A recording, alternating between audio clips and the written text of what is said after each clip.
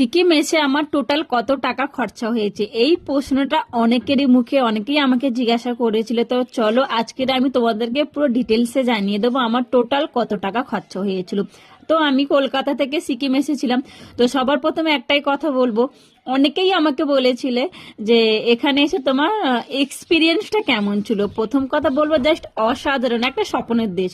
বিশ্বাস করো, কাশ্মীর যাওয়াটাও যেমন আমার স্বপ্ন, তবে জিরো পয়েন্টে আসাটাও আমার স্বপ্ন ছিল। যেহেতু কাশ্মীর যাওয়াটা একটু বেশি খরচ হয়, সেই জন্য আমরা মনে করলাম, মানে আমাদের ফ্যামিলির লোক আমাকে বলেছিল আগে জিরো পয়েন্টে গিয়ে ঠান্ডাটা সহ্য করো, তারপরে যাবে কাশ্মীরে।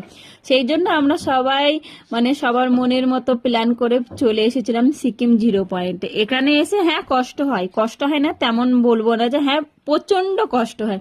তবে এখানে একটাই সমস্যা কি জানো তো, কাশ্মীরে গাছ থাকে, অক্সিজেনের সমস্যা হয় না। এখানে তোমরা শুধু চারিপাশেটা একবার তাকিয়ে দেখো, কোনো কিন্তু গাছ ছিল না, সেই জন্য অক্সিজেনের ভীষণ ভীষণ সমস্যা হয়েছিল। আমাদের টোটাল 3টে অক্সিজেন লেগেছিল 6 জনার।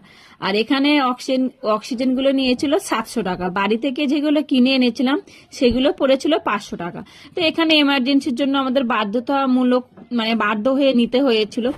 আর তোমাদের অনেকে আমাকে আরো একটা কথা বলছিল, তোমার যে গেলে অতই কষ্ট হচ্ছিলে তো তুমি জ্যাকেটগুলো খুলে ভিডিও করছিলে কেন। এবার তোমাদেরকে আমি একটা কথা বলি, এখানে আমরা প্রচুর টাকা খরচা করে এসেছি। যখন চারুদিকে দেখছি সবাই শাড়ি পরে ভিডিও করছে, আর বরফের মধ্যে অনেকক্ষণ যখন আমরা ছিলাম, একটা কি হয় না, অনেকক্ষণ মানে বরফের মধ্যে থাকলে না ব্যাপারটা সয়ে যায় স্ক্রিনের মধ্যে। তোমরা শুধু আমার গা হাত পা দেখলে, তাকিয়ে ভালোভাবে দেখলেই হয়তো লক্ষ্য করলে বুঝতে পারবে আমার হাতগুলো না পুরো ফেটে গিয়েছিল। সেটা আমি রিলস ভিডিওর মাধ্যমে বলেছিলাম।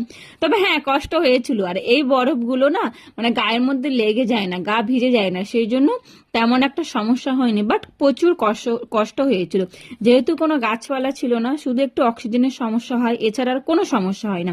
তোমরা যারা যারা মনে করছো সিকিম জিরো পয়েন্ট আসবে, শুধু একটাই কথা বলবো, কর্পূর নিয়ে নেবে। কর্পূর নিলে ভীষণ মানে হেল্প হয়, আর অক্সিজেন তো থাকবেই থাকবে। তো এখানে সবাই মিলে ভীষণ ভীষণ মজা করেছিলাম। আমার জীবনে এটা একটা স্বপ্ন পূরণ বলতে পারো তোমরা। তোমরা শুধু চারিদিকে তাকিয়ে দেখো, মানুষ এতটাই এনজয় করছিল। হ্যাঁ কষ্ট হচ্ছিল, সবাই এইভাবে যখন বরফের মধ্যে শুয়ে পড়ছিলেন না, বিশ্বাস করে একটা সুকুন মনে হচ্ছিল, ভিতর থেকে একটা আলাদাই শান্তি ফিল করছিলাম। যেহেতু আমি ভিডিওটা অনেকদিন পরে মানে আপলোড করছি কিছু সমস্যার কারণে, সেই জন্য তোমরা পুরোটা ভিডিওটা দেখবে, একটা সুন্দর করে গঠনমূলক কমেন্ট করে বলবে।